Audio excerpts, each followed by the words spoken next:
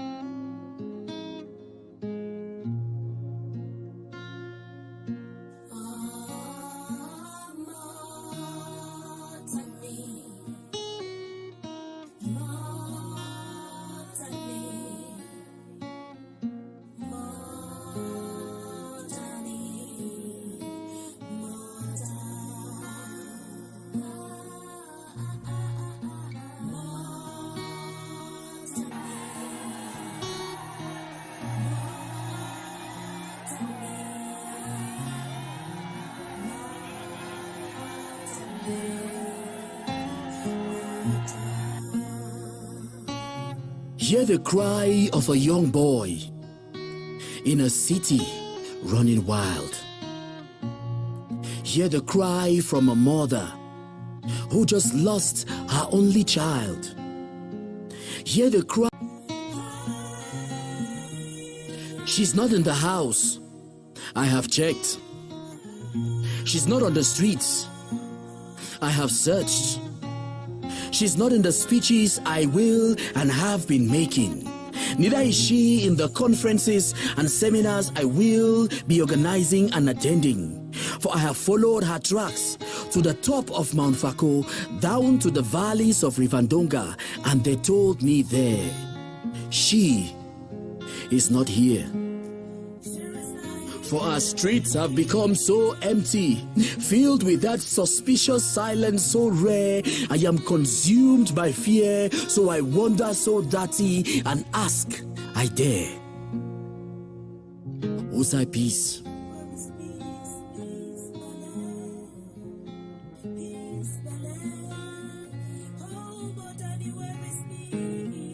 She's not in a language I would speak. She's not in the culture, nor in your league. She's not in the government I have been blaming. Neither is she in the political parties like they keep affirming and saying. For I have knocked at her door and that of her friends, though her enemies consume me from within, softly killing me with a smile, and they said, she can't be here.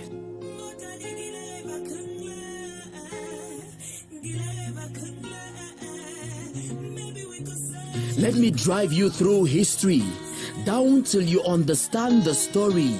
That sounds like mystery of the why Ruben Omyobel, Rudolph Douala Mangabel gave their life, and why John Gu Foncha, Emmanuel Bella Lifafa Endeli, Solomon Tandeng Muna made a strife, and why the spirit of Mwalimu Julius Kambarage Nyerere, Osagie von Kwame Nkrumah, Nzi Jomo Kenyatta, Emperor Haile Selassie, Patrice Emery Lumumba, Nnamdi Azikiwe, Felix Houphouët-Boigny, and Nelson Rolihlahla Madiba Mandela will all rise here this season with the question, is this what we gave our lives for?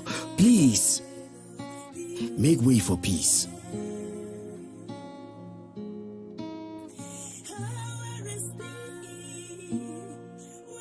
My heart rage when I watch mothers mourn their husbands and sons.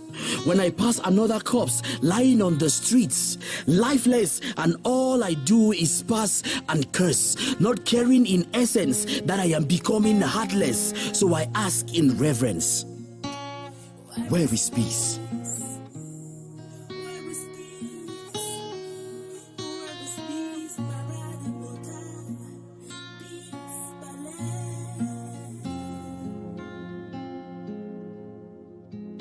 Tell me, has she gone in search for the people's rights? Or is the Senate in session tonight? Or has she left us for another faraway land where it can reign and rule, not caring who has the might? Wamai, haven't we had enough? For this road has been so tough.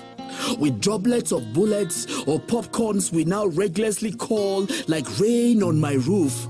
Or has she left us now that it has become really, really rough?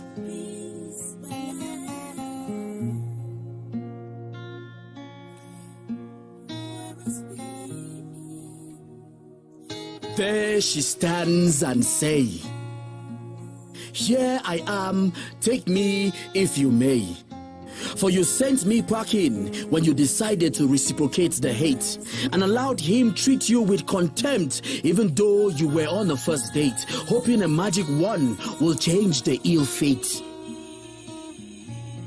You shut me away when you nursed feelings of revenge, and a new page you turned when you decided to go the way of the savage, and the blood of the innocent you took as wage instead of reciprocating like a sage. I dwell not in the streets, nor in your house. Neither do I dwell in languages and cultures. I dwell where there is justice, honesty, equality, and respect for humanity. Seek me truly and you will find me dancing with love, white like a dove, soaring high and above, waiting for you to make the first move. Dread my absence, for in my absence all you will have is war. And this thing called war, all men start it, young men fight it. In the end, nobody wins it. You may think you're doing it for your country, but a very few self-centered and egoistic individuals are those who want it.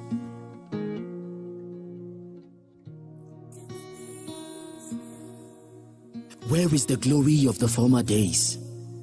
Why has savagery percolated our streets, bringing even the innocent to their knees? Where are you? Tell me, whose side peace?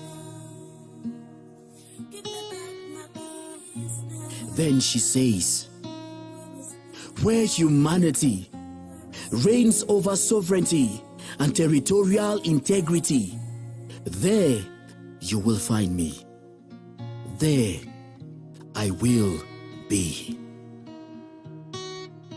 Motani. Mami, hotani, hotani, hotani.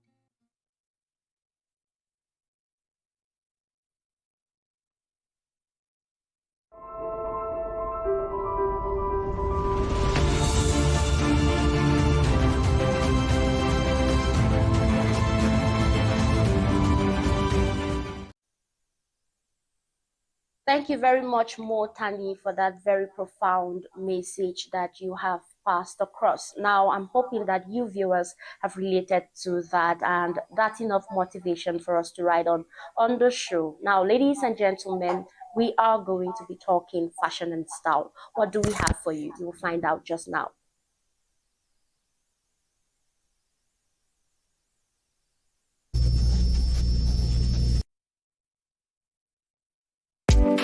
What else?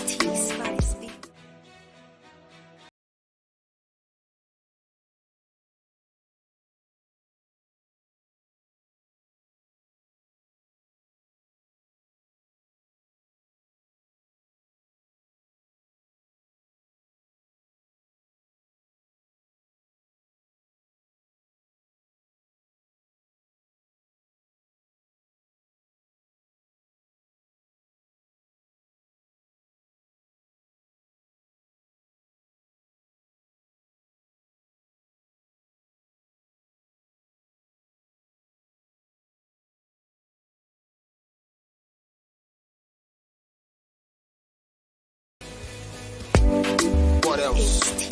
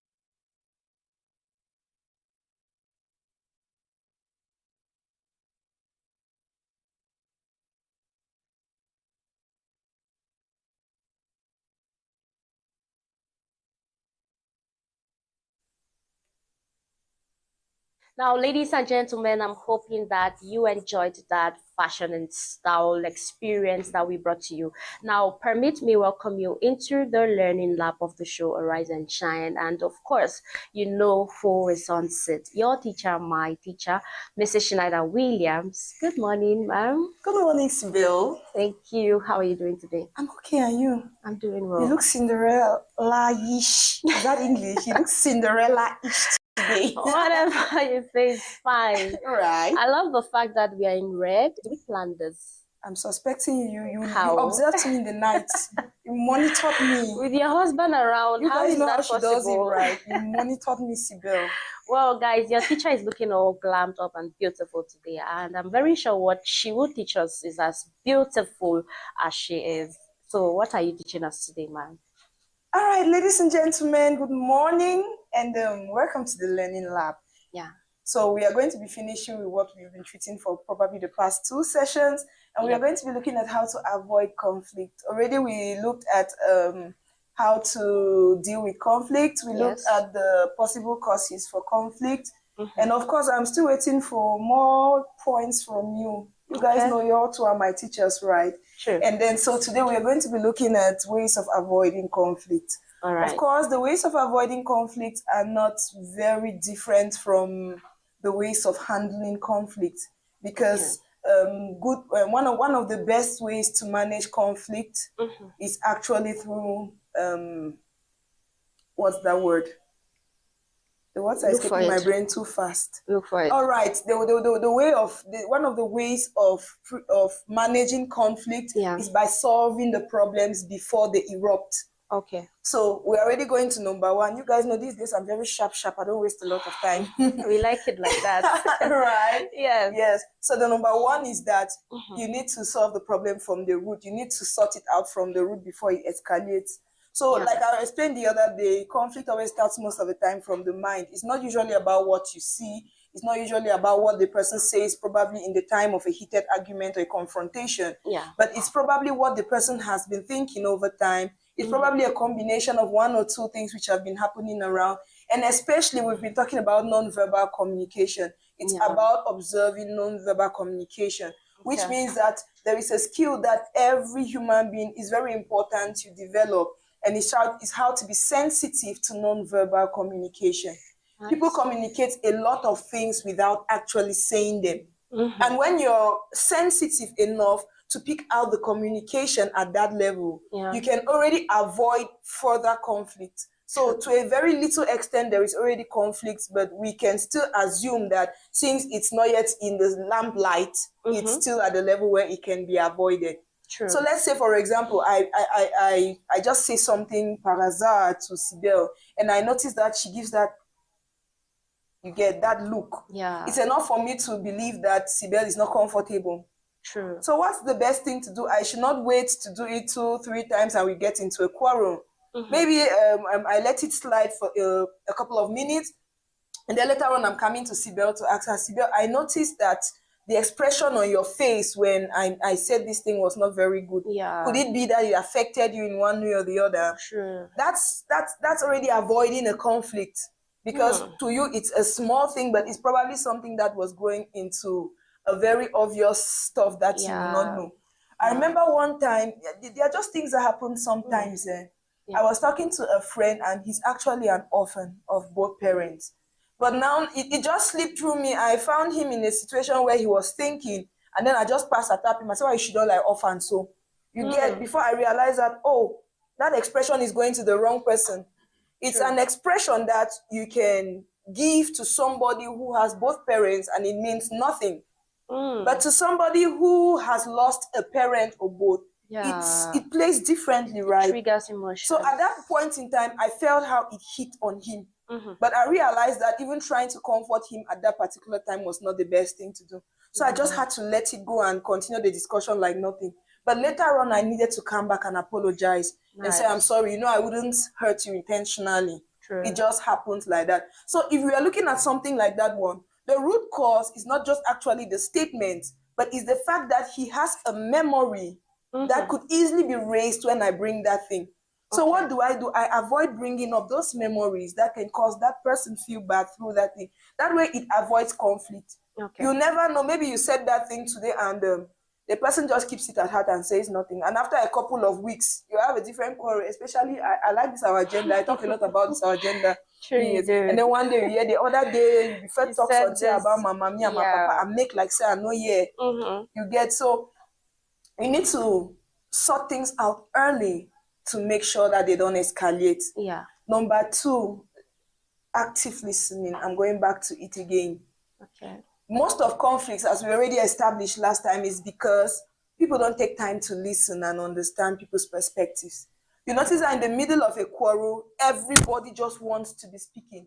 You find everybody saying a lot of things and nobody is giving the other person a chance to listen. So the very easy way to avoid conflict is that when somebody is talking, listen. Just listen, whether you are right or wrong. Keep your temperament in check and listen to what that person is saying. Even the scripture says that a quiet answer softens wrath. It does. And then when 2 people are hyper, there's no solution. Not at all. So sometimes even you could be the person who is misunderstood, but if you're mature enough, you should be the person to sit and wait. When the person is done talking and, there is something that talking does say. Talking relieves pain. I don't know if you've realized it. True. There is some energy that you have sometimes that when you just talk to somebody, you let out that garbage that is inside you, you feel relief. And when somebody talks and gets to that level where that person has relief, it's easy for that person to listen to you. But if you're interrupting that person at that moment where the person is trying to express a hurt or a pain, it is very probable that that person is not going to listen to you at all. So you need to learn the skill of listening. And I'm giving you an assignment probably for the rest of the week. Just learn how to listen, not necessarily in conflict situations. Listening is a skill. It is. So just learn how to listen to everybody, and even you in your marketplace. I know that we are always very quick to try to convince customers. But don't you think that sometimes if you listen to the customer, you can have the right angle to get that customer that True. you instead sell your products better too. True. Just practice listening. Mm. Even in church, some of us are really distracted even at the level of church. Somebody is in church and on the phone. You are in church, you are thinking of your rice that you heated and left in the house. So practicing active listening is about putting your whole self into what the person is saying. True. So it's not just about, I know that sometimes when we want to get rid of people, we are just saying, Okay. I used to be very good at that. Okay. Just so that you should talk and go. Yeah. But now active listening is not about that. Active listening comes with empathy, where you put yourself in the shoe of the person who is talking. True. So for me to actively listen to you, I need to put myself in your place and Nice. put my total attention to you. Yeah. Because if that total attention is not first of all on you, even the non-verbal signs we are talking about, you are not going to be able to see them. So assignment for you guys today, I hope you'll give me feedback as you always do. Yeah. Practice active listening to everybody, anywhere. Just listen. You know, it's a skill you need to develop. Every human being has a tendency of wanting to be self-defensive. True. But now, active listening kills that tendency. It kills that egocentric part of you, where you need to gather your emotions together. It boils for inside you, but you need to put. And sometimes it's called that by the time you finish listening, what you wanted to say actually changes. It changes because that time of listening also gives you time to process your words and pick out the right words to speak. The next thing about avoidance of conflict is understanding people's perspectives. Nice. You see, we are actually finally going back to the same thing as resolving conflicts. That's why I said the two of them are kind of interconnected. Because what we actually call conflict, most of the times they are not the real conflicts. The real conflicts are underlying factors that have been ignored. Yeah. So you need to understand perspectives. Two of us may be talking the same language, but meaning two different things. True. So sometimes you need to understand my perspective to avoid us conflicting over things that we should not conflict over. Yeah. You know, you can be talking about banana, but somebody is thinking of plantain. And that person is seriously talking plantain. And if you don't take time to think of that person's perspective, you get into a quarrel with that person. All right. But if I understand that, no, this person is talking plantain instead of banana, probably what I'll try to do at that level is after listening, I tell them, no. Actually, I'm talking about plantain. I feel like you're talking about banana. And that's another thing in your way of communication. We are coming back to it also. Now the doctor say, now lie, that's where the talks on a plantain, not be banana. You get? Well, I feel like we're not talking about the same thing. I feel like we're not on the same page. What I am saying is, you explain yourself again. Take your time to actually do that explanation again. Nice. That way, it gives the person the will to want to listen to you. True. But if you're always getting back very aggressive, like an atomic bomb, the other person will never feel like listening to you. That's right. And then there's one thing I've realized with a lot of people. We always talk about garbage in, garbage out, and we are ready to attack when we are attacked. We say, if you come for me nicely, I go take you nicely. If you come for me up, I go take you up. That's on period. You see, when I hear people who talk like that, there's just one thing on my mind. You're a baby. True. Because a mature person does not think that way. Yeah, they are rather proactive. Yes. At some of those levels, you should be empathizing with that person who is active, who is so hyper. Yeah. And you're like, oh, what's really bothering this sister? What's really bothering this guy? Well, let me just listen to him. And then when you're done, say, Papa, calm down. I understand you. But this is what I'm trying to say. You get the person back to an angle where the person least expected. Because the truth be told is that when somebody is hyper, the person definitely prepares for hyper. Yeah. An automatic defense mechanism is developed where that person knows that because of the way I'm talking, this person will be harsh. So you're already processing the next words to give that person. Yeah. But imagine that in all that process, you come up very softly. That person will probably lack what to say because the brain is already functioning in a particular frequency. Yeah. And you're taking the brain to a different frequency. That way, it's easy for you to even avoid the escalation of the conflict. True. So you must be very careful in the midst of conflicts. And these are skills that you must develop. Like I always say, they are not just things that come. They are things that you intentionally develop. You have to be conscious and intentional about developing those things. True. Every human being already, especially in our African context, if you take 9 out of every 10 human beings, our tendencies are almost the same. Okay. The difference between that one person and the 9 is probably the fact that the person has developed some of those skills that makes the person look different from you. Yeah. But truth be told, we have the same reaction to all situations. Yeah. Somebody may be quiet, the other person is talking, but if you look deep down into us, we have the same things that are running through our brains at that particular point in time. That's why the paradigm of the brain is very important. Okay. You have to be careful with what you store in your brain. I think we spoke the other time already about paradigms quite extensively. And we said that you should be careful with what you store in your subconscious mind. Yeah. Which means that immediately it gets to your subconscious, you should be able to take it away. Because once it is stored in your subconscious, you act it even unconsciously. Yeah. So that's why you have to be conscious about the things you're taking in. Because if you're conscious about the things you're taking in, the things that are stored in the subconscious become the right things. Okay. And when you meet situations, you are able to address them properly. All right. And the last thing I'm going to talk about today, of course, is building the skill. That's all what we have been saying here, right? Yeah. My last numbers. I think we've just done 4 today. People should clap for me. So my last numbers always accumulate everything. True. And it's to say that you have to learn the skill. Read books. Attend programs, follow people who can give you the kind of information you need. Yeah. Feed your brain with the right things. Most of the times, what you present out is what your brain has inside. So if you spend your time reading the right material, you spend your time watching the right things, you spend your time interacting with the right people, definitely your brain starts functioning differently. Your mind becomes renewed and your way of behavior changes. So what influences change in you is conscious learning.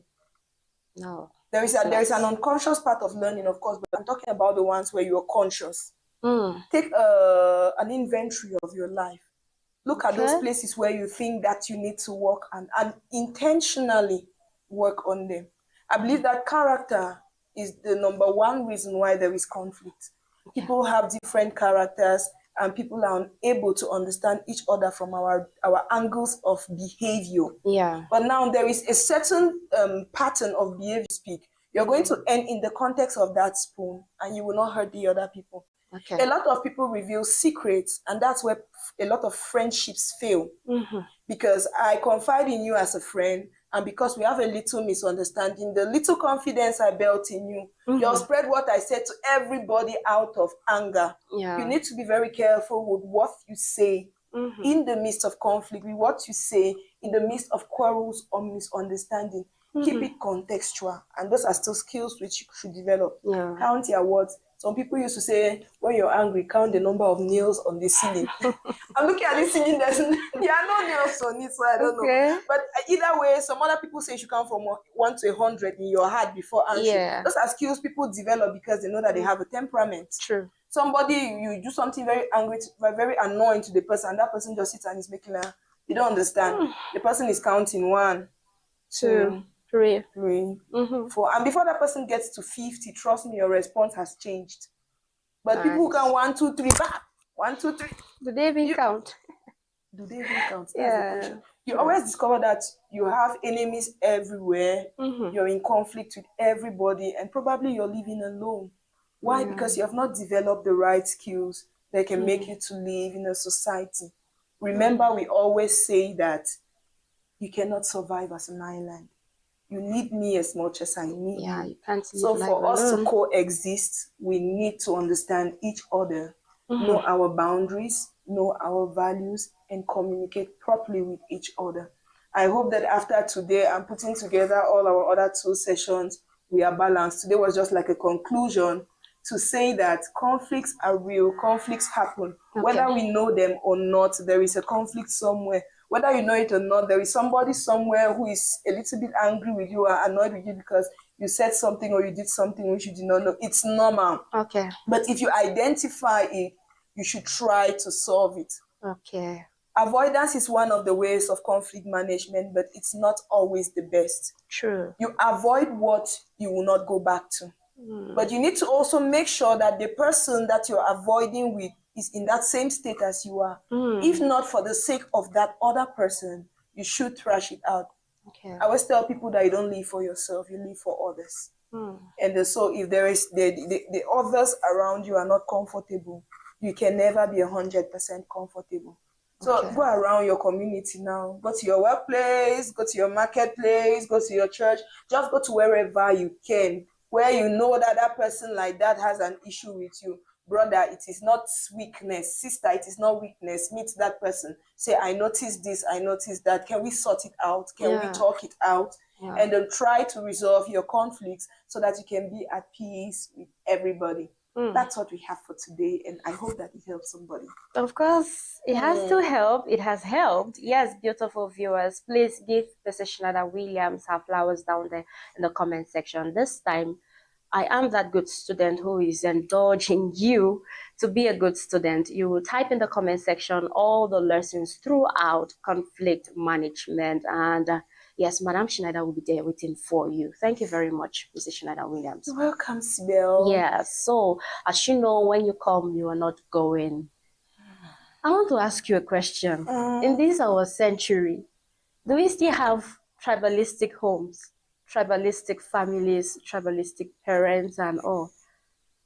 Come to my family. Oh, nice! What a good response. Come. Yeah, I said so because we received an anonymous message, so you will find out. Now, ladies and gentlemen, we received an anonymous message. I sent it earlier, or I read it earlier. A lot of you have been sending in your contributions. One more time, let's listen, or let's see what this anonymous message says, so that Mrs. Shinada Williams can give her advice. Now, what does the message say?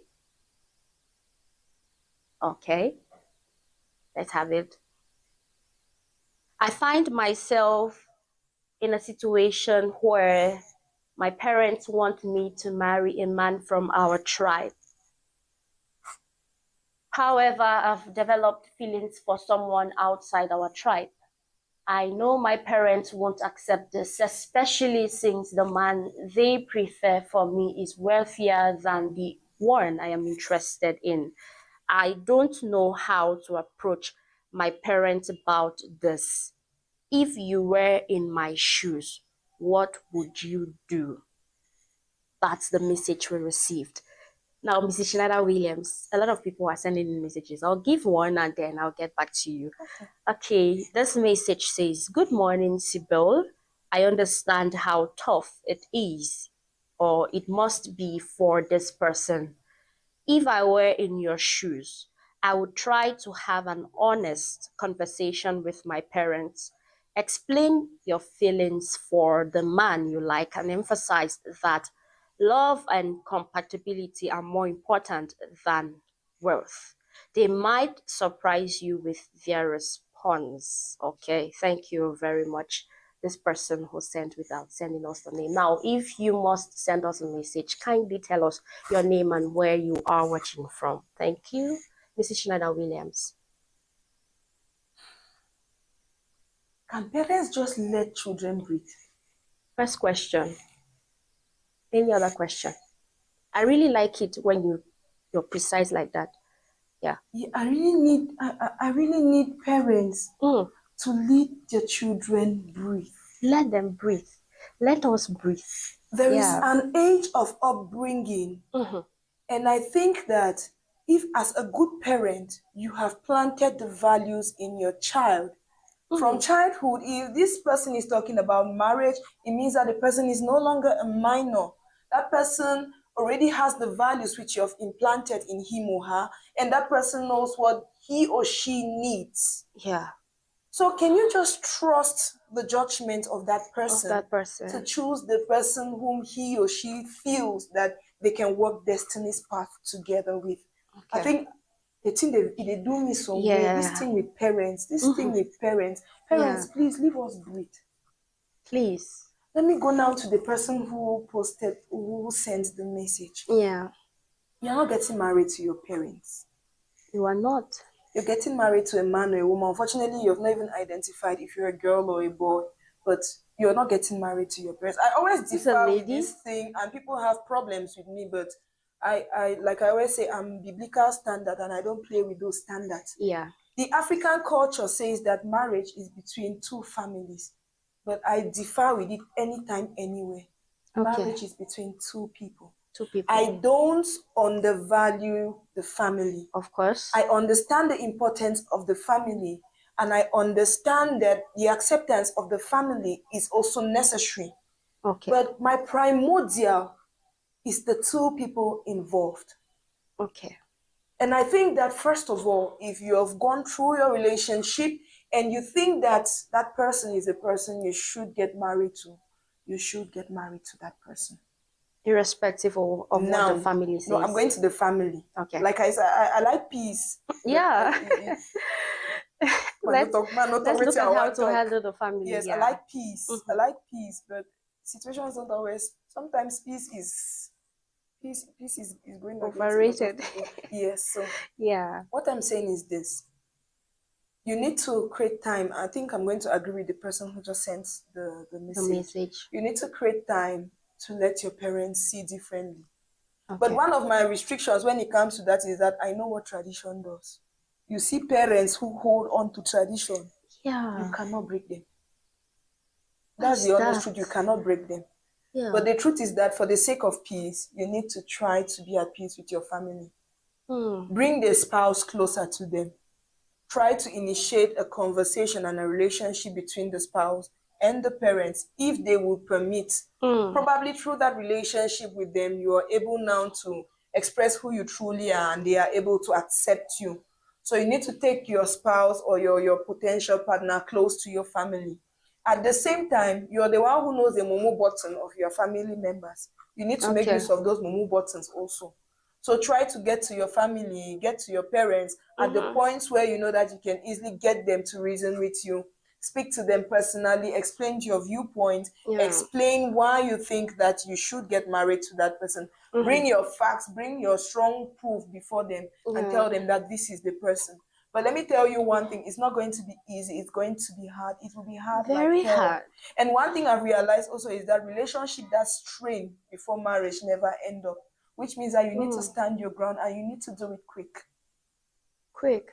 So do all you can to stand fine with your family. Do all you can to make your family see reasons why you should get married to that person.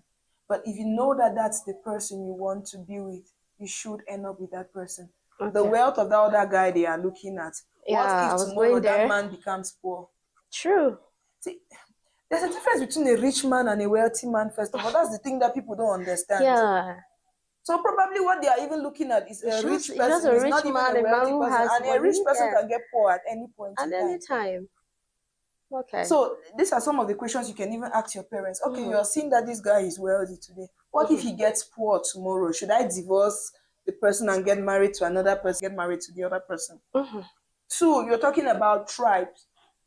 Definitely, there are probably examples of people who got married to the tribes people, but the marriage did not succeed. Yeah. So should that be a criteria? I understand that probably they always say that you want people where this one they say, Mama want me to marry. Make her give and picking to marry. Okay. That the mama wants him to get married from somebody from their tribe so that they can speak the same language. Yeah. The girl can do the traditional bond. So why don't you think that this person can learn all these things? Because I believe that if a man loves a woman as much, he's going to try to learn the things that the woman's family loves, just because he loves the woman, and likewise. Yeah. So why don't you think that he can learn all these cultures and all these things that you think that you can find only in a person from a tribe? Honestly, it's a very complex situation, and I'd not like to share my final idea about it, but you should try your best. This is where I can end. Yeah. Do your best to be at peace with the family, and do your best for your family to accept your spouse. But let me be honest with you. According to the Cameroon law, once you are no longer a minor, it's no longer a factor of your family. Nice. Which means that if two mature people decide to go and do their signing in court, the court is not going to stop them because their families disagree. Nice. I'm not pushing you there. I'm saying that you should do everything you can to live at peace with your potential spouse and your families. Okay. A hang boot. That's very vital and very profound. So thank you very much, Mrs. Schneider Williams, for sharing. You have the choice, right? So, Mrs. Schneider Williams, as you take your leave, just so you know, ladies and gentlemen, Not is my brain now. Can you give me time? Don't rush me. Can you calm down? I should practice listening. Practice listening. Now, ladies and gentlemen, I was about to say before Mrs. Schneider Williams rudely interrupted me. Gosh, my chest. Well, remember, it is when you hear me say until next time, choose Apapa Television, that you are permitted to blink your eye. That is to say, we are still here. We have guests that you will find out who they are in just a little while. Back to Mrs. Schneider Williams. We want to tease her brain, or we do a fun fact with her. Which one do you prefer? Let me know in the comment section. But yeah, you have the right to choose. Are you going to say it right in English, or you're going to... No, I'll say right in English. What else? What else can you pick? English, please. What else can you pick? So, ladies and gentlemen, this time around we are not teasing her brain. We want her to say it right. Now, so I'll say it in Pidgin, and then you go ahead to say it in English. Okay. Okay, Mrs. Schneider Williams. No be who first carry belle, the born boy pikin. Not be who first carried belle, the born boy pikin. I could add that. It is not the person that carried the first stomach that burnt a boy. Oh, what is that? What are you doing? Stop being chaotic. My 5-year-old child is watching, and you're going to pick it so quick. Where you saying? Did you hear me say anything? Yeah, I'm saying that. Is that it? You like play? You said it's fun facts now. So okay, so it is not. But I think it's not he who gets pregnant first. No, he. Boy. You're saying he with pregnancy. Yeah, now no. Bam pikin ne do belle. Where you give woman belle, you are pregnant. I need help.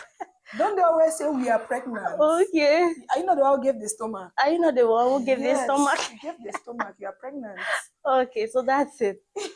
Now, ladies and gentlemen, Mrs. Schneider Williams on this one. I hope that she has entertained you with this one. However, do not grab it. Don't take it home. Don't take it to school. Don't take it on your exams. Please, okay? So thank you very much, Mrs. Schneider Williams. Now, if there is a better way to say it,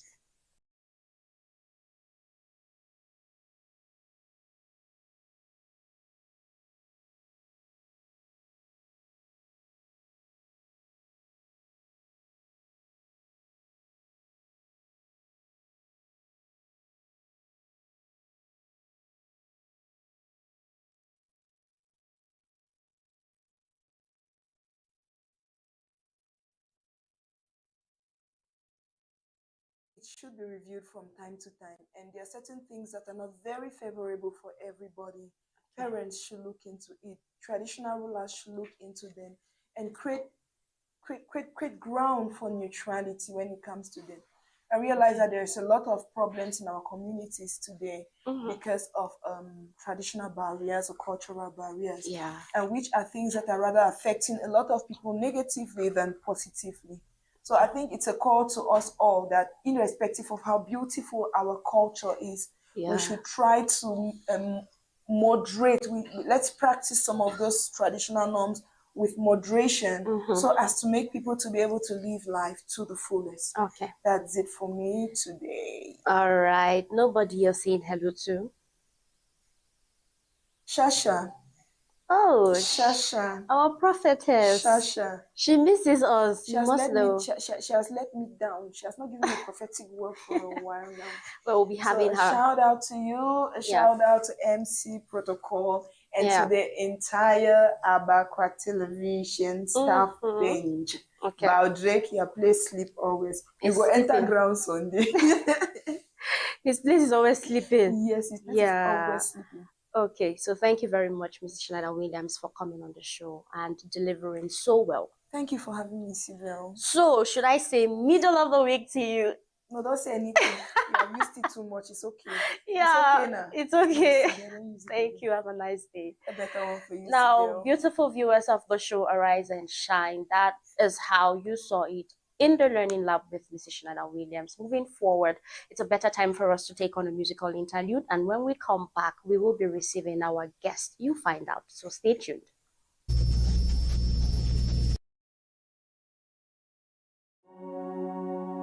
Afangi, no play, man. Forest music. Doing it for the streets. Whoa. Wake up in the morning, go down on my knees and pray. Jah bless my hustling, cover me from enemies. But I need the ability to show my quality. Much love to my community. I do this for the streets. I pray to make her, no be my fault. I pray to make her, no be my fault. Jah God bless me, no be my fault. I pray to make her. Believe in yourself, say you can make them. Life is too short to be fake. Believe in your dreams, work hard to achieve them. Even though it rough, no retreat, no surrender. Anyhow we get Papa God to go bless them. Hard work, one thought, one mind. Lying on the street, no people block you. Papa God, stay by your side. Allah, stay by your side. Never give up. My brother, you go make our life a life. Whoa. I pray to make her, no be my fault. I pray to make her, no be my fault. Jah God bless me, no be my fault. I pray to make her. I pray to make her, no be my fault. I pray to make her, no be my fault. I pray to make her. Believe in yourself. Believe in your dreams. Work hard to achieve it. Pray. I do this for the streets.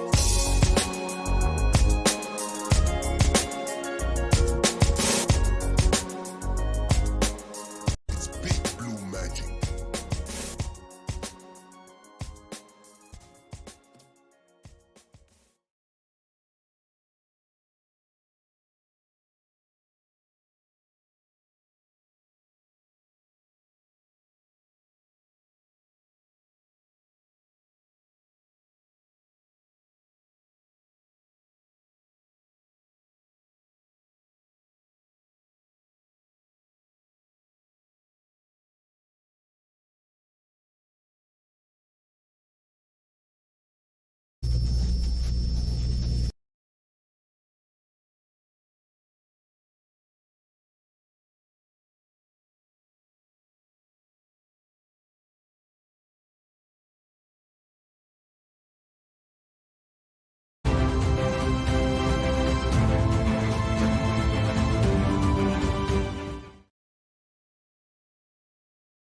Arise.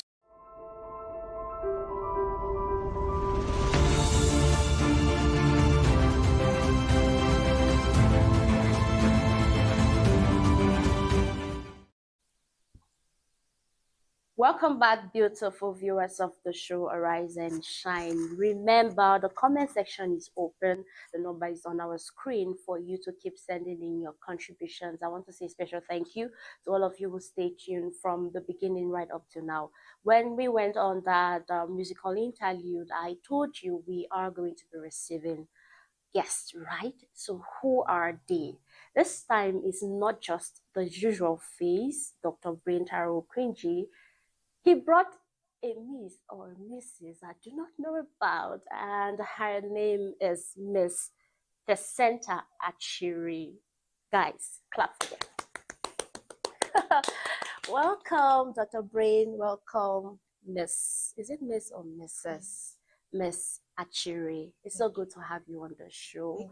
You are the CEO of Caregiving Service. MXC Health Aids. Okay, so you're welcome on the show. Thank you. Dr. Brain, Yes. tell us why you brought this beautiful lady on the show today. All right. Good morning, dear viewers, Yes. and good morning, our one and only Okay, Miriam Sibel. I'm used to that. Okay. All right. I'm excited to have with me Miss Jacinta Okay. Sherry. I hope I pronounced it well. Yes, please. Yeah. All right. She's the Chief Executive Officer and founder of MXT Health Aid. Okay. So I am also the CEO and founder of Home Clinic. Was So we are partners, and we want to see how we can advance when it comes to caregiving services and home health care services in Okay. Cameroon and beyond. okay. Thank you very much. So, Miss Achiri, I love that one.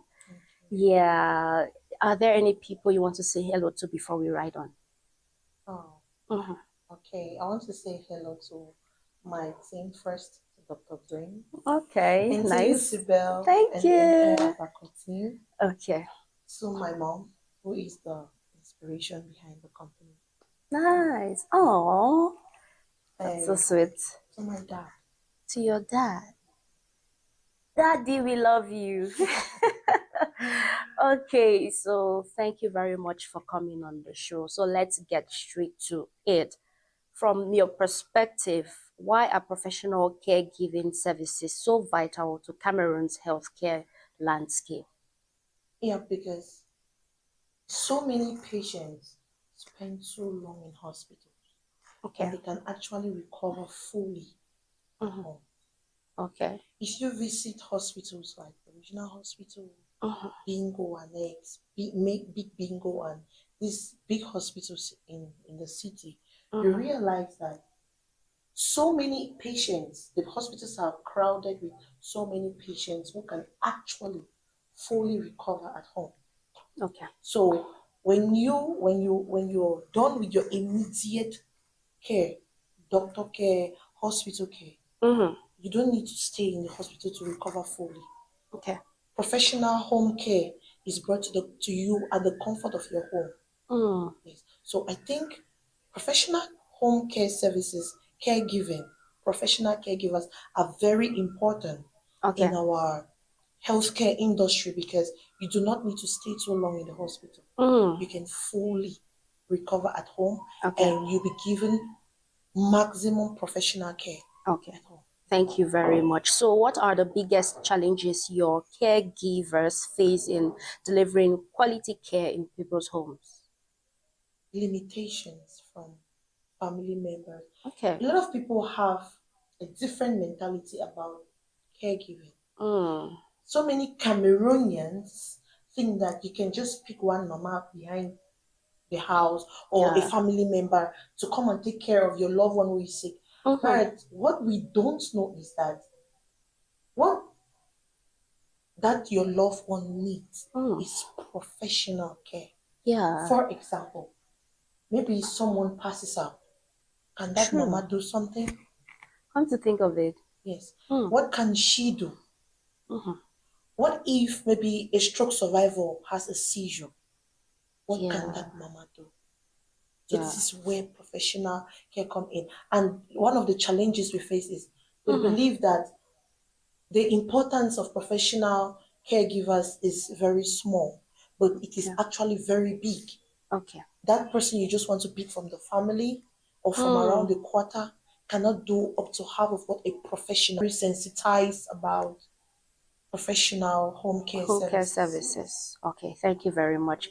So I missed telling you that you look so beautiful. Thank I you. love the combination of your outfit, and I hope that Dr. Brain is not jealous, given that he's seated between two ladies. Dr. Brain, are you okay? Is your mental health stable? I'm very okay. I'm very okay.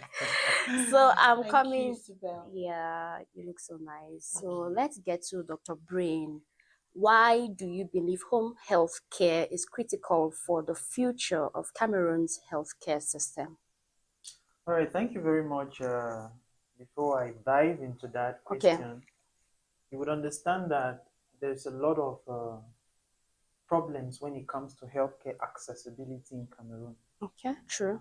Generally, in Africa, we have a challenge when it comes to access to healthcare. And we keep preaching about what we call universal health coverage, Okay. which is a concept that says that everybody needs to have access to healthcare without any financial harm. Okay. And remember, healthcare is a fundamental for all. Okay. But in Africa, we don't have that access. Mm. The worst thing is that Africa has the highest disease burden in the whole world. And True. we have the least resources available to tackle these problems. Mm. The question now comes, how do we achieve universal health Yeah. coverage, and how do we make healthcare accessible for everybody without financial harm? And one of the ways to achieve this is using mobile health structures, which is what we call mobile clinics. Okay. And it's a necessity in Cameroon because it can help address this situation where people lack access to healthcare. Cameroon alone has limited health facilities. Yeah. Most of our sophisticated health facilities are found in urban areas. Mm-hmm. So what about the rural areas? Who takes care of them? Yeah. Moreover, we have what we call shortage of staff, shortage of qualified healthcare professionals. Yeah. And there is what we usually describe as urban-rural divide, where there are more professionals centered in urban areas, leaving the peripheries, the rural areas, who have these sick persons. Yeah. They don't have these professionals. Mm-hmm. Of course, we understand that healthcare professionals want to be in urban areas because of some of the advantages in the urban areas. So what happens to those in the periphery? Yeah. So these are the challenges that Cameroon faces when it comes to healthcare accessibility. And a solution can be the use of mobile clinics, where we move to patients, not necessarily that patients come to us. Yeah. In that way, we try to make healthcare accessible for all. Okay. Now, when we come to talk about the issue of cost, you know, cost, in fact, the disease of poverty sometimes is poverty itself. Yes. So many people, Yeah. so many people cannot afford certain healthcare services. And that's why universal health coverage talks about without posing financial harm. True. You have the desire, you have the problem, but do you have the means? And when we talk about affordability, that's why we have models and systems where we want to make it affordable for the common man, because our interest is achieving universal health coverage by addressing these issues of accessibility to healthcare. Okay. Thank you very much. So, what major challenges does your organization, Home Clinic Foundation, encounter in delivering healthcare in home settings?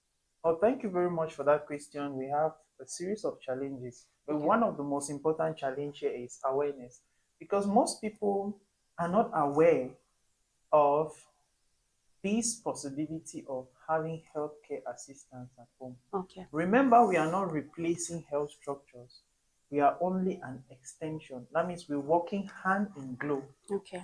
We understand that there are situations where we need in-hospital management. Yeah. There are also situations where you can provide health care from home.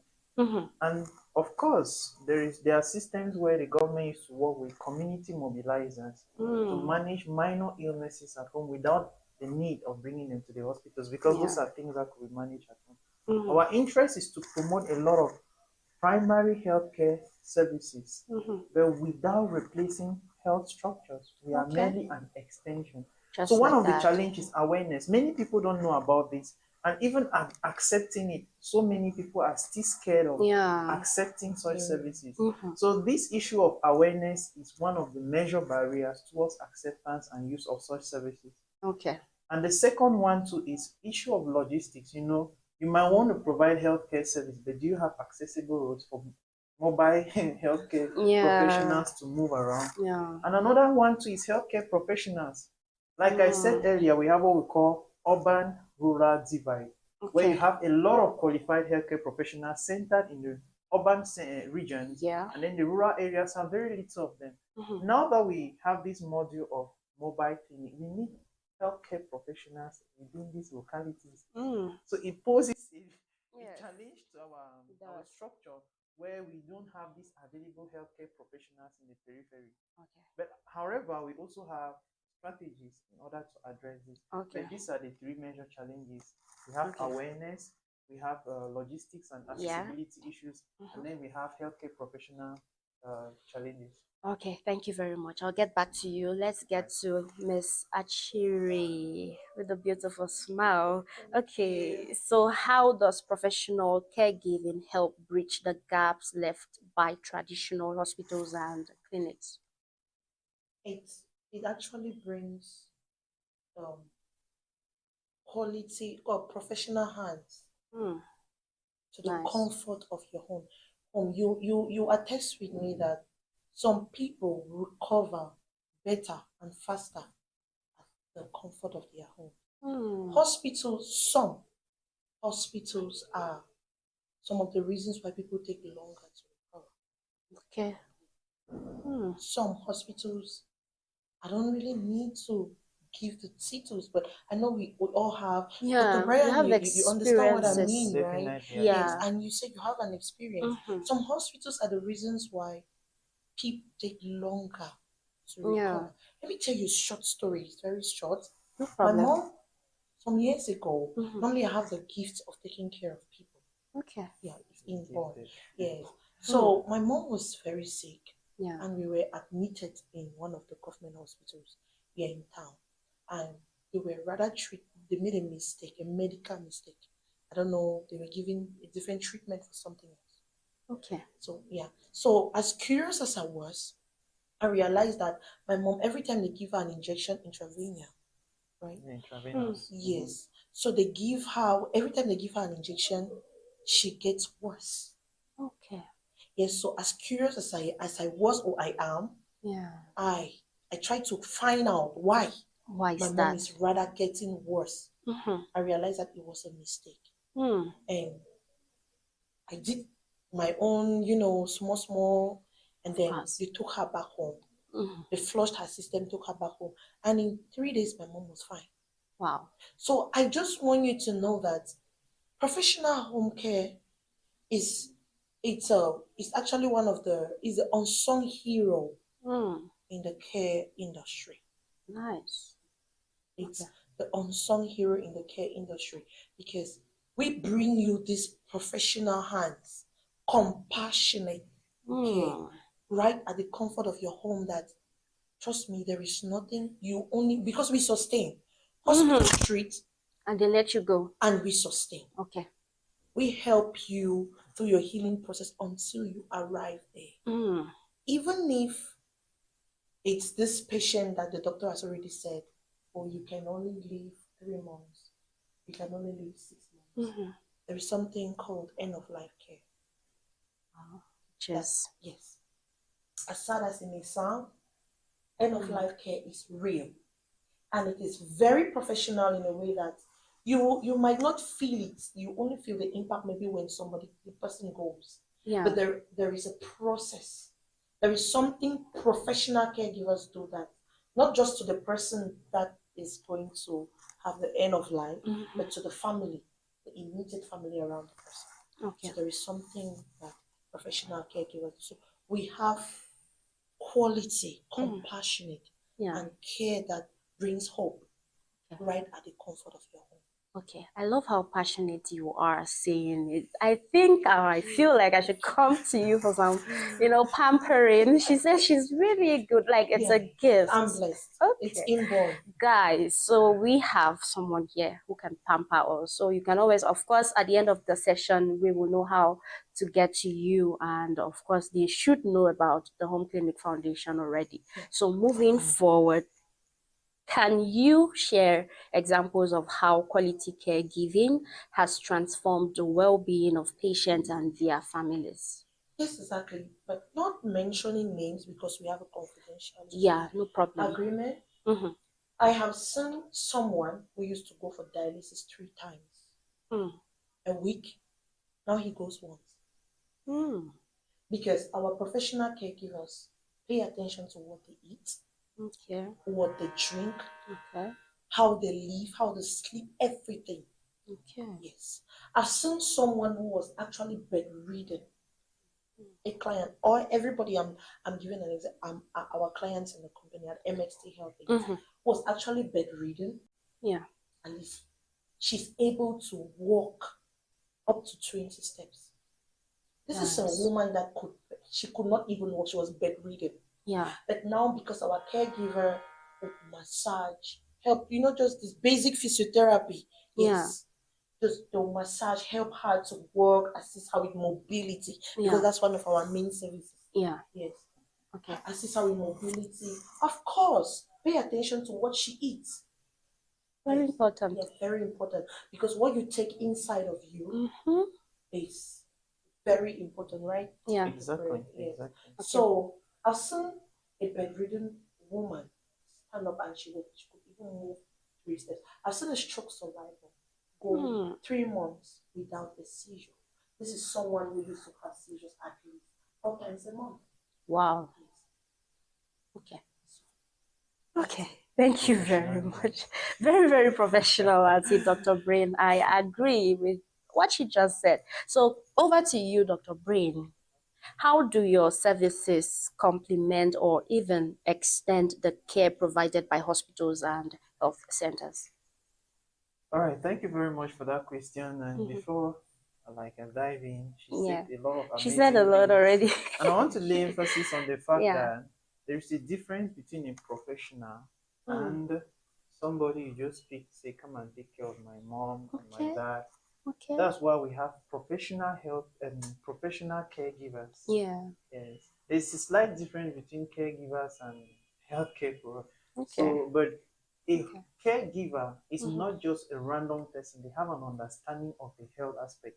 Because some of the needs of this patient goes beyond you just providing food.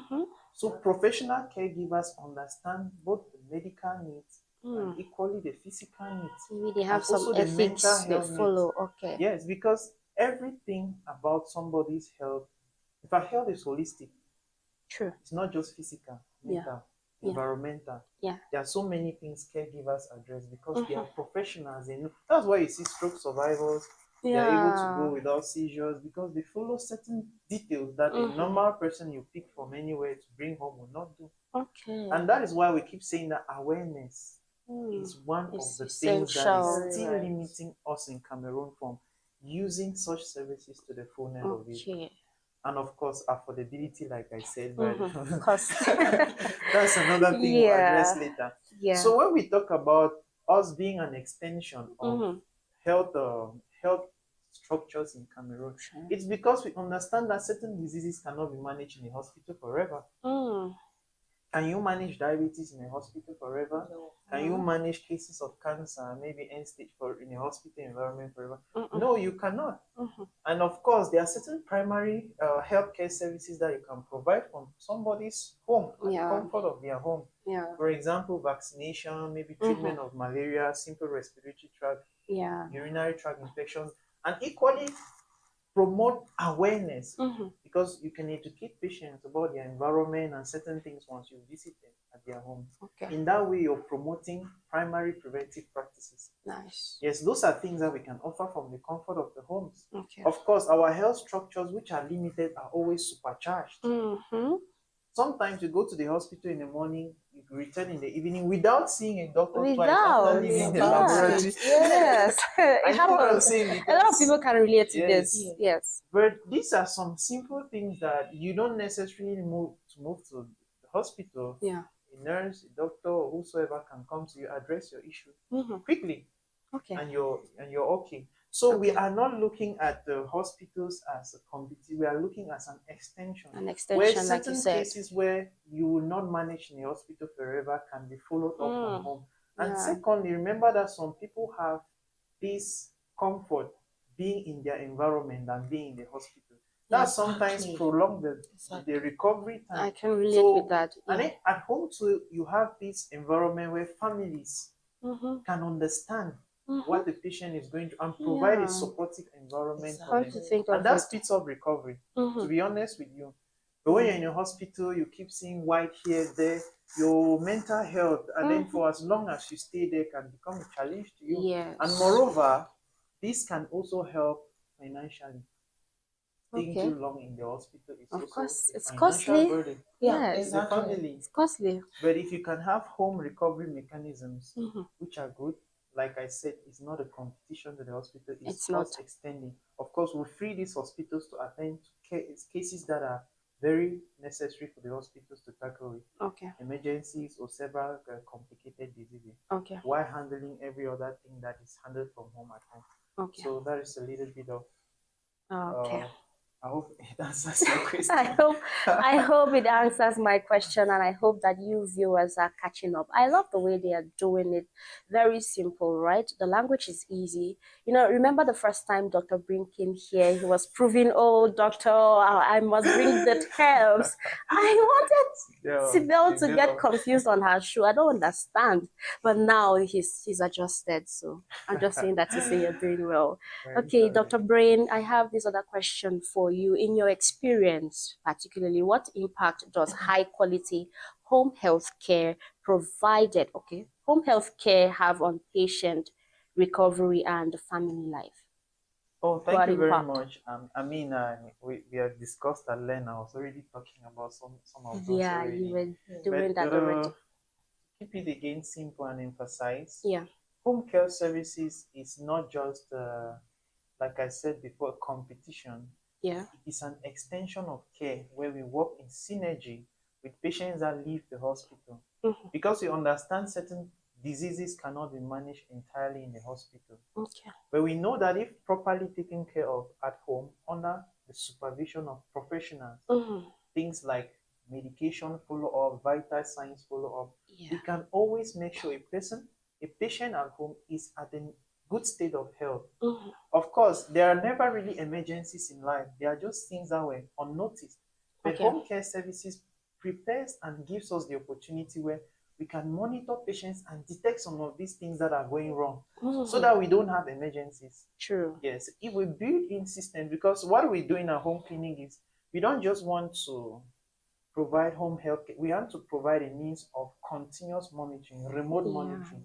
And that's why we are not going to just work with mobile structures. We are going to leverage on digital health technology and tools where we can always have this continuous follow-up and reporting where if there is anything going wrong, we can easily detect and address it. Okay. But like I said, home healthcare service is an extension to ensure that patients continually live well and in a good state and detecting emergencies early and addressing them.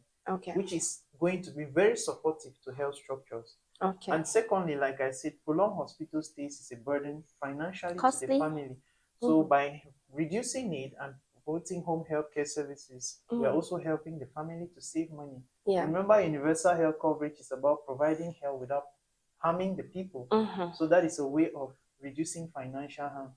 And of course, like I said earlier, when the family is involved and the environment is that which a patient is comfortable with, the recovery time is minimized. Yeah. And of course, these families will also participate in the care of these patients, both psychologically and physically. Yeah. Like we said earlier, all of this care is not about isolating you. It's about helping the family know exactly how they fit in the recovery process. Being in the hospital, some of these things might be absent. Very, very but when absent. you come to the home environment, you can always make sure that these things are in place. Of course, under the supervision and instruction of a professional. Okay. Okay, thank you very much. You're so welcome. let's get back to our miss on the show. Yeah, this last question for you though. What practical steps is your organization taking to increase public awareness and trust in professional caregiving services? Okay. We are engaged in campaigns. Campaigns. For example, what is ongoing now is we move from church to churches. We go to churches. Okay. We sensitize. We talk because a church is a common ground for everybody, all class of persons. Yes, and then we also have field workers. Go around people's shops, offices, just talk about the business. Okay. And we do run ads. Okay. And then shows like this. Shows like this. Yes. I like it when you add this one. Yeah, shows like this. Okay, so that's it, right?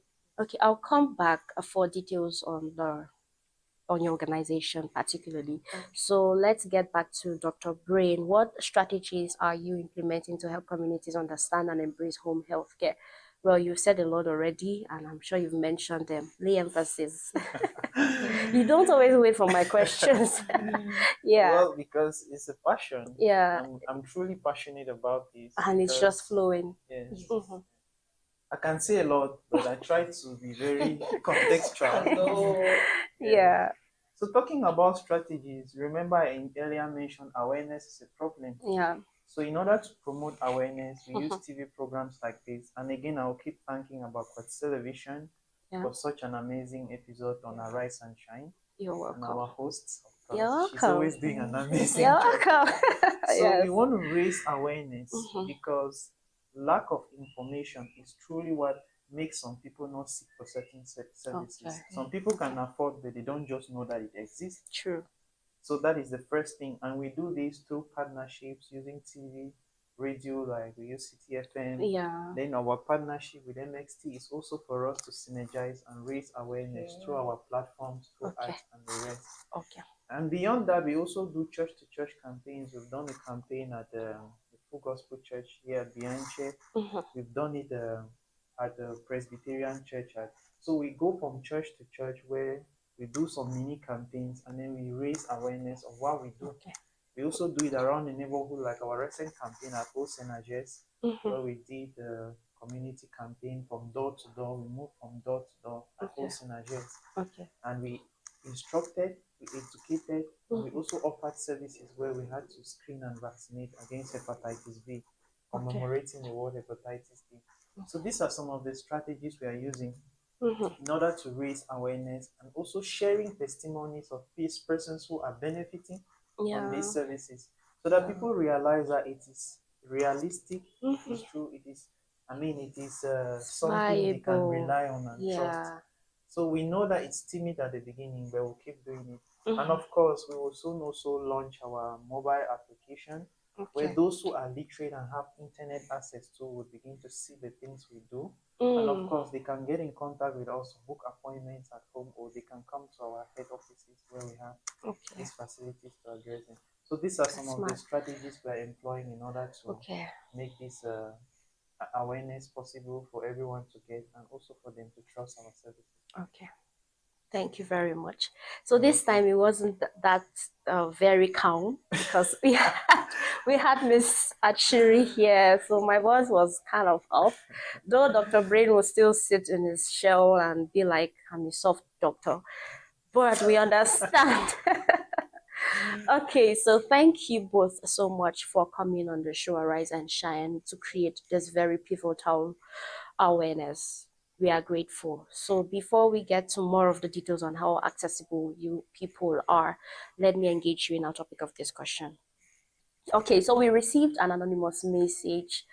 It has to do with tribalism and parents restricting their children because of the tribe. Well, let's have the message once more. A lot of you have been sending in your messages and we'll be taking them. Our guests are already laughing about this one. I don't know why, but let's have the message again. Okay, I find myself in a situation where my parents want me to marry a man from our tribe. However, I've developed feelings for someone outside our tribe. I know my parents won't accept this, especially since the man they prefer for me is wealthier than the one I am interested in. I don't know how to approach my parents about this. If you were in my shoes, what would you do? Let me answer. I don't want to be in your shoes. Yeah, so a lot of you have been sending in contributions with regards to this message that we received. I'll take one and then I'll get to our guests to have their take. So the person who sent this is your moment. Grab it. Okay, this message we received says, good morning to all in the studio. Good morning. Very educative session today. All right, thank you very much. This is Idris, or is it Idris? I know of those pronunciations, but yes, I hope I got it right. This is Idris from Small Mancon. I get it. It's a difficult position. However, I think it's important to consider your parents' perspective. Maybe you could meet the guy they want you to marry and see if your feelings change. Okay, sometimes you can find common ground between your desires and your family's expectations. Wow, Idris, I just feel like telling you, you never touch your body some way. But yeah, I think you make some sense. They always say love is a choice, right? It's a decision. You choose to love someone. So maybe you could choose the one that your parents are giving you. Dr. Brin, why are you laughing? It's a bit toxic, love is blind, but I should say the one they see. The one they see. Yes, so I want to get to the lady first, Miss Achiri. This person needs advice. First of all, do you believe that parents should really have a say on whom their children get married to? She takes in air, she breathes in and out. Yeah. Say the a lot that you have to say. Say Okay. it. So begin with, let me answer the question you just asked. Yeah. Do I believe our parents have Yeah. a say in who we marry? Yeah. Yes. They do. Why is that? Take me 8 years ago, Mm-hmm. I would say no. Wow.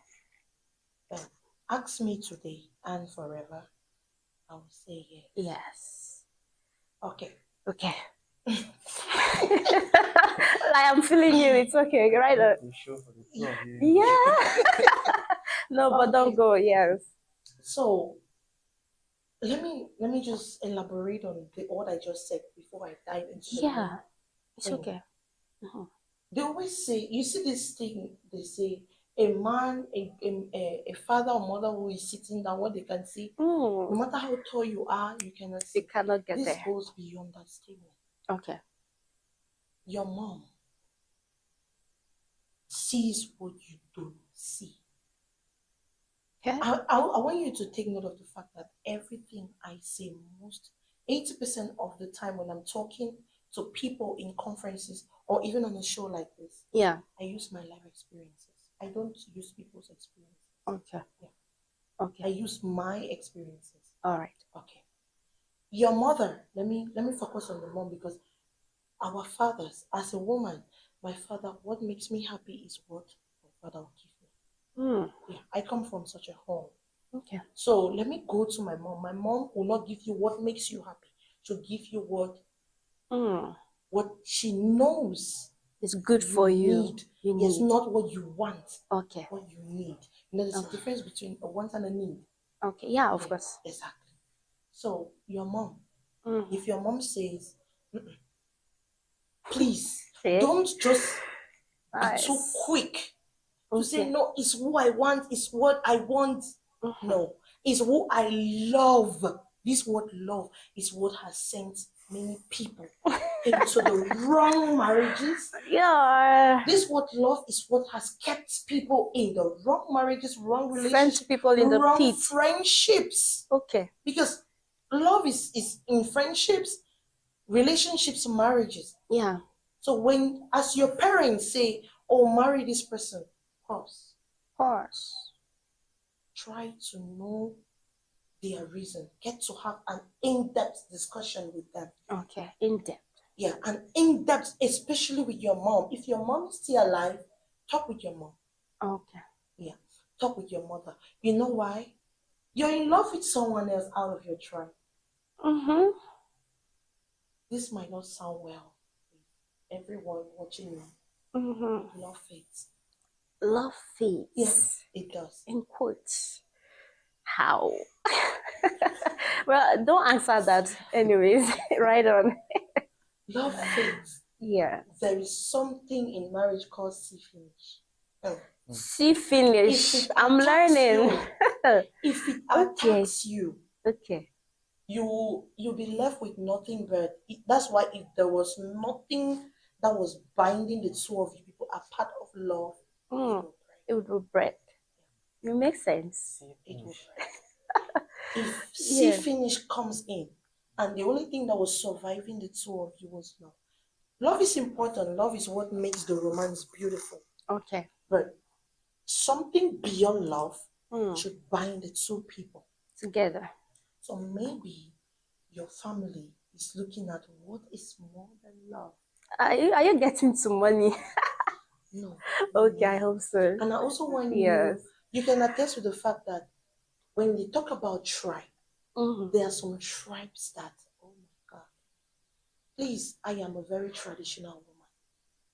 We can hear it from your voice. Yeah, I am tone. very traditionally oriented. You can I feel it, right? uphold moral values too high. I'm from Mankan, by the way. I'm a native of Mankan. Okay. So I uphold moral traditions very, very high. And there are some, I don't want to call particular tribes because I will be very tribalistic on TV, which is not correct. Yeah. Yeah. There are some tribes that you marry your husband, you work all your life for nothing. Is it a matter of the tribe or the man? The tribe and the traditions. As a man, you cannot escape some of the traditions. You can't. For example, it's important to do your research. Exactly. Okay. For example, let me give you two examples. A tradition where let me say maybe I'm married to Dr. Brain. Yeah. And then we work hard. No matter how we twist it, money is important. Very, very important. We do in this life. Very, very important. Imagine my husband and I, we work so hard in life, build our empires, invest in our children. Yeah.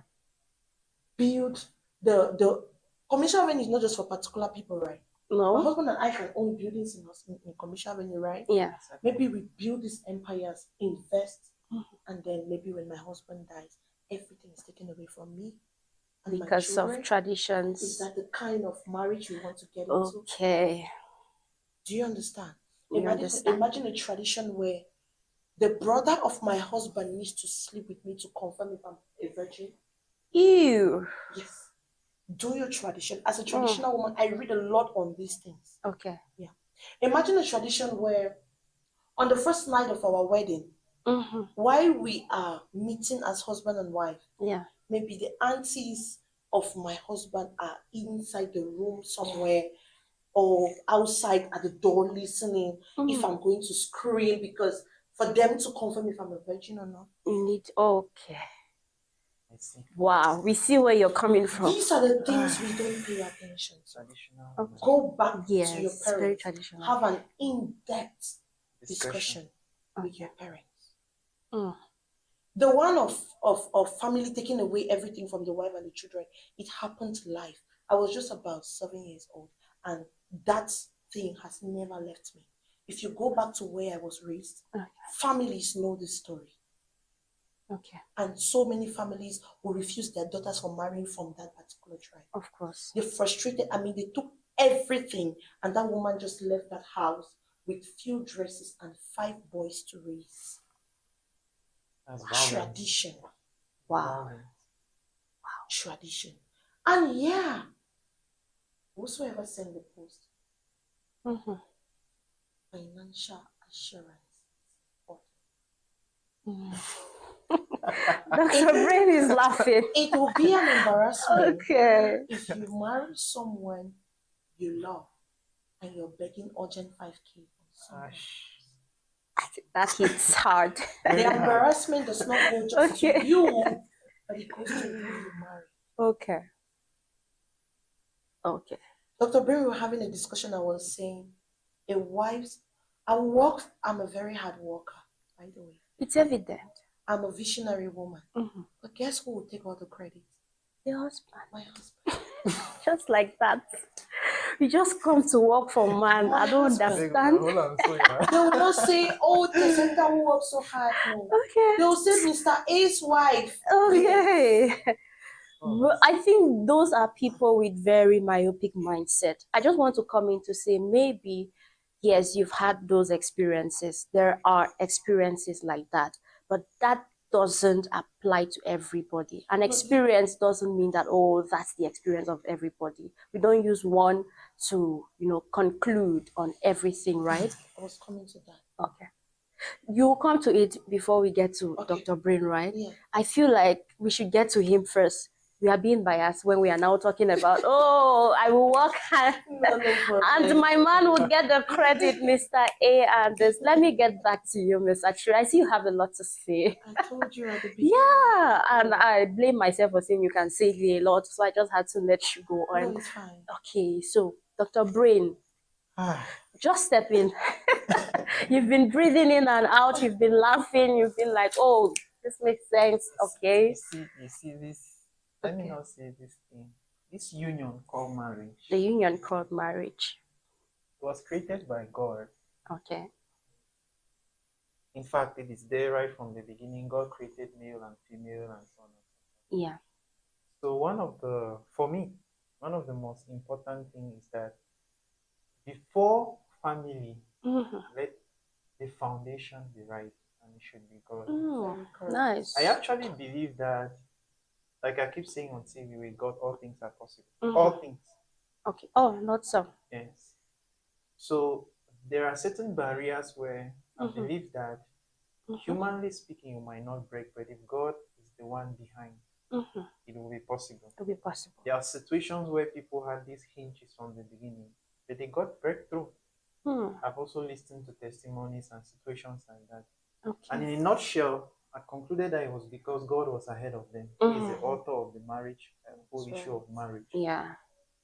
Again, God has given us understanding and knowledge so that we should not be foolish.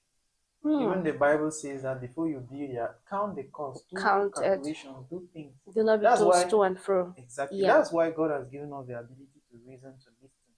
Some of these inputs that come from parents, it might be God using them to speak to you, to reevaluate, reconsider. Okay. So it's always good to listen. Yeah. And like she's saying, do research. There are certain communities where people from there have certain behaviors. So you neglecting that is not important. You're not being wise. Okay. Yes. You should not just, while praying, watch and pray. Don't pray. Watch and pray is the word, yes. Don't pray with close eyes. Yes, true. Because if the watching has a lot to do in terms of information you're picking. Yeah. Yes. Yeah. So in a nutshell, what I would say is that, like she said, women also want financial, in fact, they want what we call, women have this characteristic where they need to be sure that they are protected. Insurance. Yes. It is a natural phenomenon. Even in animal kingdom, they get married to males or male counterparts because they see that they can be protected. When we talk of protection, it goes to financial protection and so on and so forth.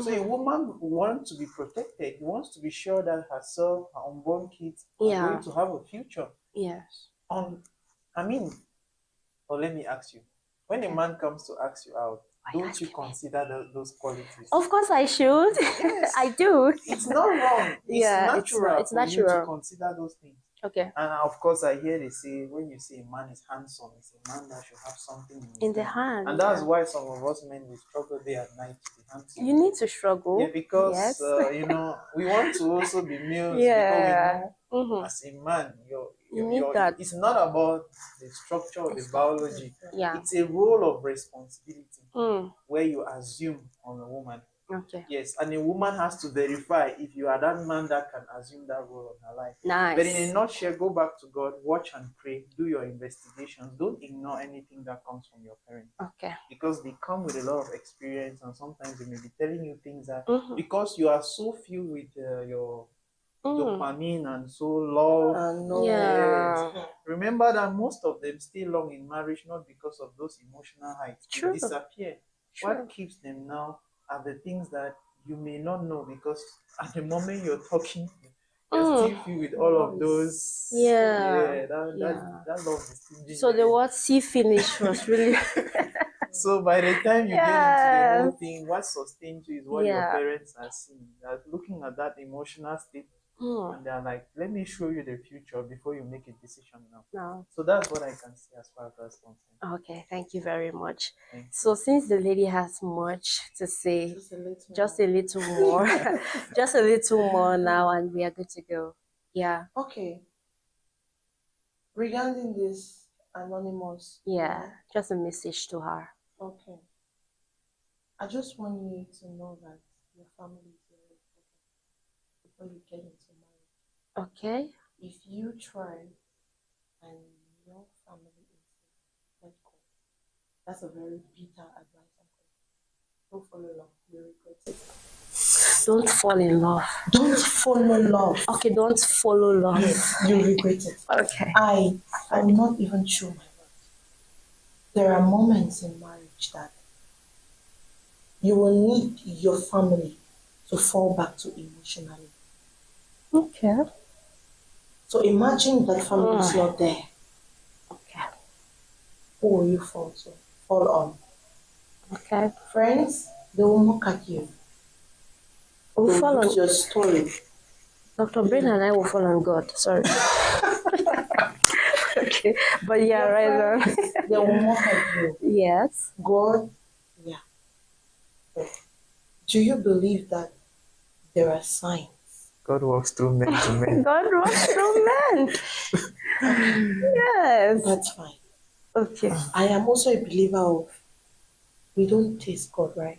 We don't. There are some evident signs that God does not come and tell you, Sibel. He doesn't. Don't travel today, you have an accident. He doesn't. He sends signs. You can discern. That is why a counselor, I counsel myself, will tell you, they'll ask you this question. Did you see the red flags? What do you think are red flags? What do you think are green flags? Signs. The signs. Okay. So these red flags must not only come from the people involved. It can also come from the family. Yeah. And also as a man, if you want to marry a woman and the family is resisting, refusing, try to take a step back and rethink. Sure. Yes. So it's not just about the women. That balance was needed. Yes. If you want to marry and everybody in the girl's family is resisting, why get into a home where you will not be loved? Family is very important when it comes to marriage. Both the man's family and the woman's family. I'm not going to, we're having this discussion, but I'll not give the percentages on TV. I can only give it privately. Yeah. I know you'll be asking, why do I know so much? Why do I speak like this? Well, yeah. Private for more I think so. Well, I think so. Behavior analysis. Okay. Yes. Nice. Well, I Nice. guess she dissects things very deep. She does. She does. family is important. Okay. Don't follow love. Oh. Okay. Thank you very much, Ms. Achiri. Guys, it's been such a wonderful time. I know you love it, but we are closely coming to an end and your messages are still coming. However, just one more and we are good to go, right? Okay, this message we have says, "Good morning, Sibel. Great job on the show." Okay, thank you very much. Being a counselor, I really dislike how some parents cling to tribalism when it comes to marriage. It's your life, not theirs. You are the one who will be living with this man, facing the challenges of marriage every day. Why is everybody laughing? Okay. Facing the challenges of marriage every day. Your happiness should come first, not their outdated beliefs. Ms. Achiri, are you okay? I'm not Okay, it's fine, you'll be okay. Now, this message continues. If they can't understand that love and compatibility matter more than tribal lines, then maybe it's time to seek support from other family members permit me, like your uncles or relatives who value individual happiness over tribal loyalty. They might offer a more open-minded perspective and help you navigate the situation. Ultimately, you deserve to be with someone who makes you happy, regardless of their background. Don't let tribalism dictate your future. Wow. I don't know if I should I should say nice one. We're closing the show. However, you've received diverse to this person who sent this anonymous message. You've received diverse counsels on how to go about it. So trust your instincts, trust God, like Dr. Brain will say, and I'm very sure he'll help you, right? Yes, of course. Watch and pray. Watch and pray. Watch and Open pray. your eye. Love is not blind. Open your Love eyes. is not God blind, will help you fast and pray. And of course, it's not bad to seek counseling. right? Your man of God, from a counselor or whosoever, Yeah. neutral person comes in and really Yeah. helps you navigate the process. Yeah, so to this person who sent this message, you can always get to us and we'll refer you to Dr. Brain, to Miss Ashiri, to any other counselor. And yeah, we are good to go. So, ladies and gentlemen, it's been a wonderful time on today's edition of the show. Thanks to all of you who stayed tuned from the beginning right up till now. Thanks to Mrs. Janetta Williams. Thanks to Dr. Brain Tarawo Quincy. Thanks to Miss Achiri, the name that I love. I don't want to be stressing my tongue with the other name. Yeah, but it's been a wonderful time with them. Let's have their last words and then we will tease their brain or have a fun fact with them. I don't know how much time we have left, but now your last words and how accessible is your organization. Ladies first. Okay, thank you very much. Mm-hmm. My last words. Yeah. Professional home care, professional caregivers are the unsung heroes of the care industry. Okay. And how to get to me? Yes. Okay, my office is same building with Abbey Specialist Polyclinic, Okay. Lobien beside Brother's. What Okay. is popularly known as Dr. Tebi. Okay. Yes, because most people know Dr. Tebi instead of the main name. Okay. That's where my office is, my number. Yeah. Am I supposed to give out my number? Give out if you Okay. want to. All right. You can get me on WhatsApp calls 651415003. 651415003.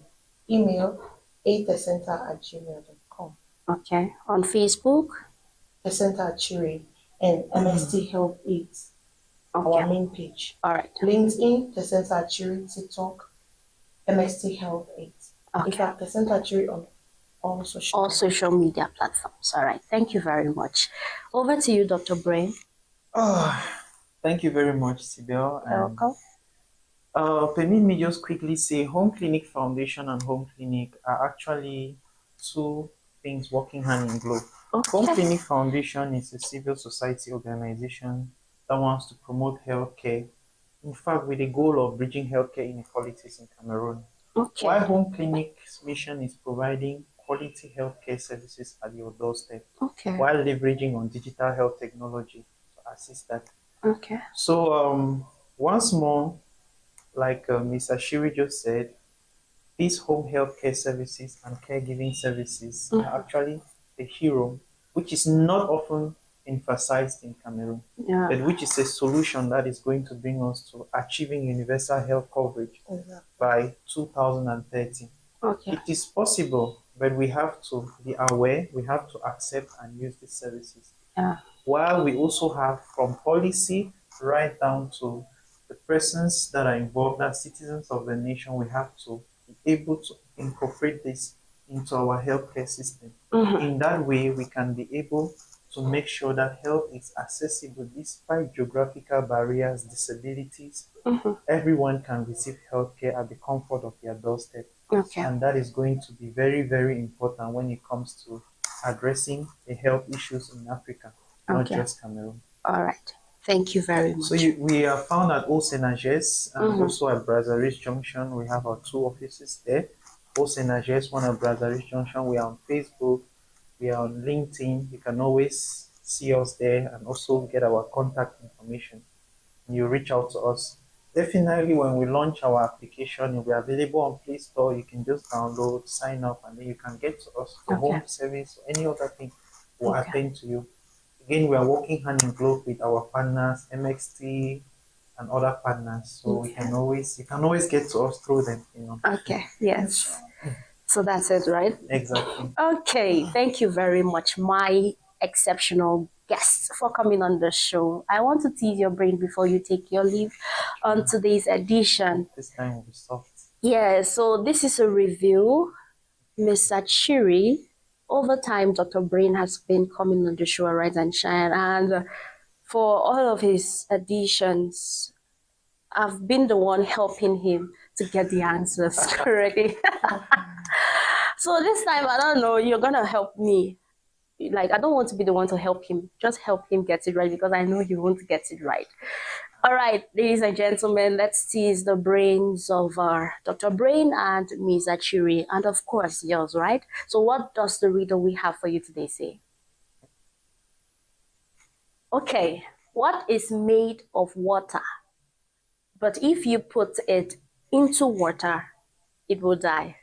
This should be easy. Should I take it again? What is made of water?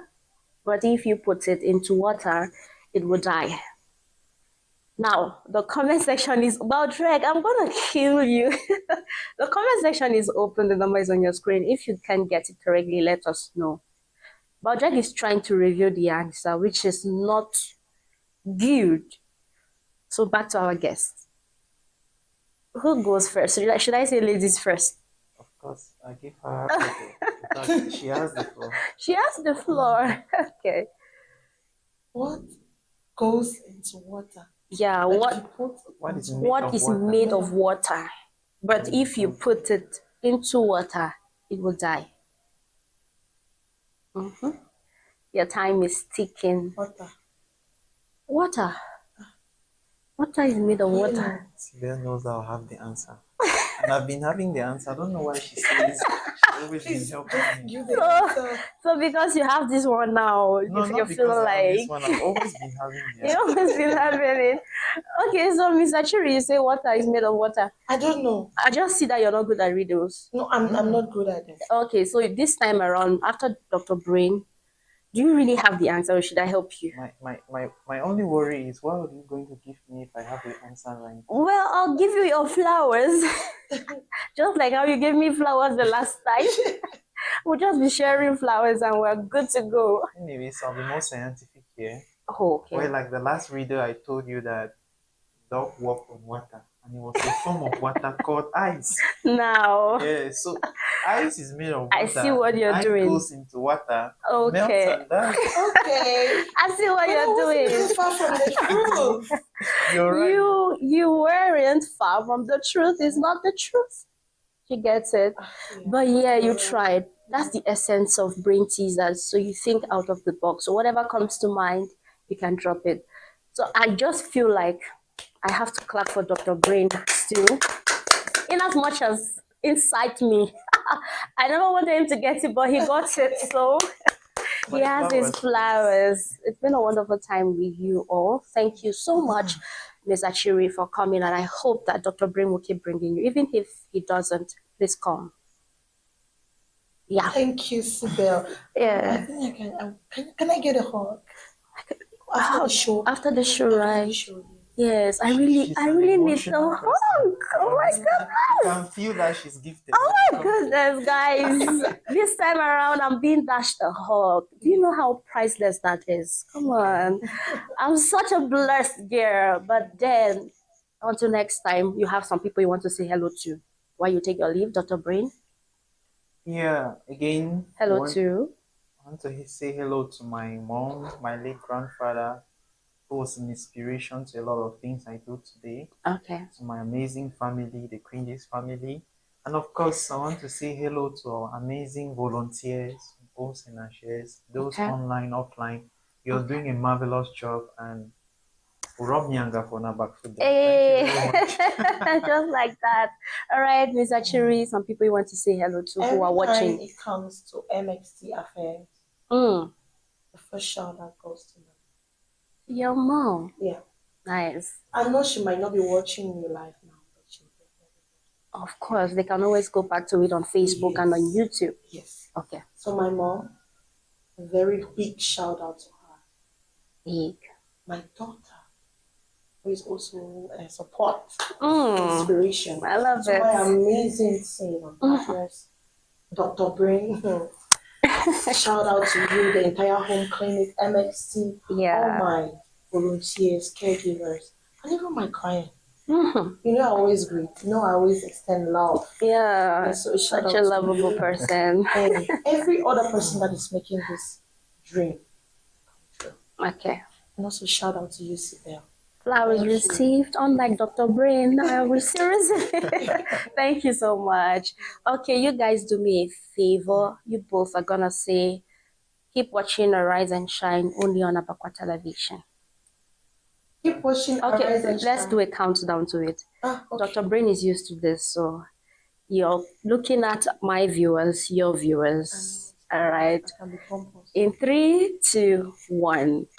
Keep watching Arise and Shine only on Abakwa Television. All right, you guys have a wonderful day ahead. Thank you. Okay, ladies and gentlemen, Dr. Brain Tarawokunji and Ms. Achiri Tasenta caps this edition of the show Arise and Shine, which comes to you every Monday, Wednesday, and Friday, only on Abakwa Television. Remember, it's that show where we engage you viewers in real-time discussions on current events, lifestyle topics, and societal issues. I'm hoping on today's edition of the show, you've been motivated enough, you've gotten to know more about fashion and style, you've been educated in our learning lab, you've got to know more about healthcare services, and I want to say special thank you to Mo Tani, our exceptional and stellar spoken word artist, for delivering to us that powerful message. And shout out to our producer par excellence,